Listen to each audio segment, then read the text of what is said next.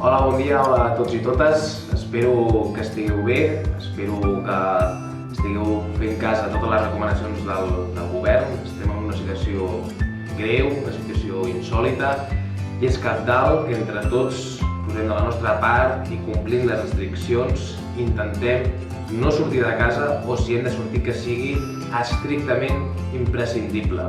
Per tant, des de la meva persona us demano que fem aquest esforç, que serà difícil, perquè ho serà, no poder sortir de casa serà difícil, però fem-ho perquè el nombre de contagis està creixent, és un creixement exponencial i el sistema pot arribar a col·lapsar, i és responsabilitat nostra evitar que això passi. Per tant, us desitjo salut, us desitjo que pugueu tenir paciència, i a partir d'ara la feina la farem via online. Us penjaré totes les informacions al Classroom, podeu contactar amb mi via correu electrònic quan ho desitgeu i jo intentaré respondre el més aviat possible. Com us dic, totes les informacions les penjaré al Classroom, penjaré aquests documents amb els plans de treball en els quals us explicaré tota la feina prevista al llarg de la setmana, d'acord? I també us acompanyaré amb un vídeo en el qual us llegeixo una mica el pla de treball que us presento i una mica una explicació oral per part meva, que serà potser més fàcil d'entendre que no pas tota una lectura ja que poden generar certs dubtes, d'acord? Bé, de moment, coses comunes per a tots els grups. Hem de saber que les dates límits d'entrega dels treballs seran els divendres a les 23:59, d'acord? Podeu entregar abans els treballs, però la data límit serà a les 23:59. Són activitats avaluables, són activitats en les quals seguim avançant temari. Per tant, és obligatori fer-ho, d'acord? No hi ha excusa, hem d'estar en contacte via Classroom en tot moment. Llavors, si les feines les teniu abans, les poseu, però jo a partir de dissabte començaré a comprovar qui ha entregat les feines i a partir d'aquí començarem les correccions, començaré a posar nota. Òbviament, tots els retards seran penalitzats. Bones, presento ara la feina de català de quart d'ESO de l'APA D, la meva, d'acord?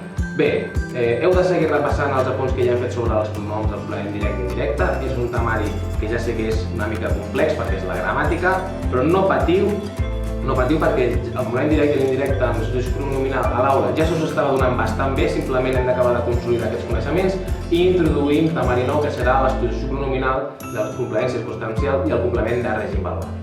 Teniu igualment temari del règim verbal, en el qual s'us explicarà com identificar règim verbal i s'us explicarà com identificar circumstancial i quins pronoms heu de fer servir a la pàgina 21 del llibre al bloc del segon trimestre.